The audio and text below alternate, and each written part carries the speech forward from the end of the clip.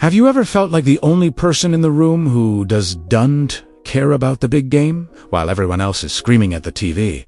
You're just wondering what the big deal is. If that's you, you're not alone.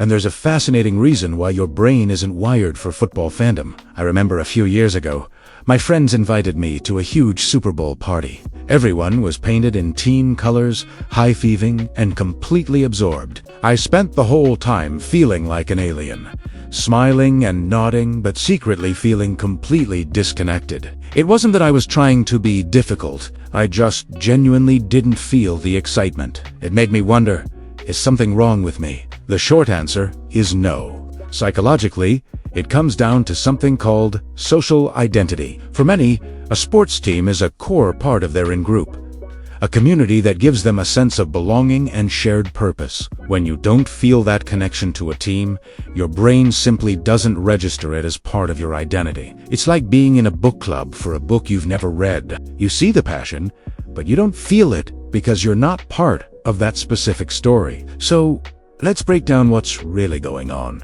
Here are 3 key insights into the psychology of not watching football. First, it's about in-groups and out-groups. Our brains are wired to seek belonging. For fans, the team is a powerful in-group. If your identity is built around other things like art, science, or your own personal projects, the football in-group just won't have the same pull. You're not your social energy is just invested elsewhere. Second, it's not apathy.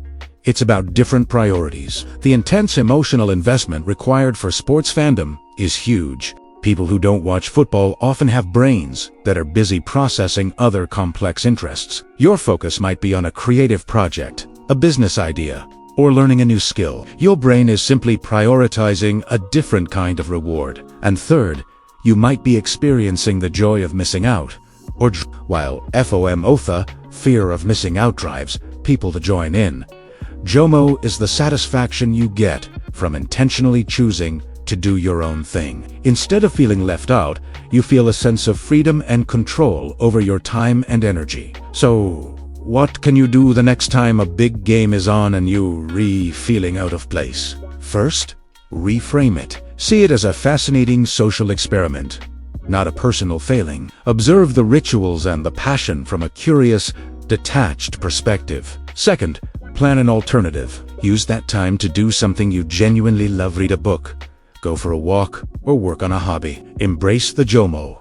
Finally, connect on your own terms. If you're at a party, steer conversations toward topics you both find interesting. Ask them what they love about the game, not as a fan, but as someone trying to understand them better. Ultimately, not being a football fan doesn't mean you're disconnected. It just means you've built your identity around different pillars. Your sense of community comes from other places.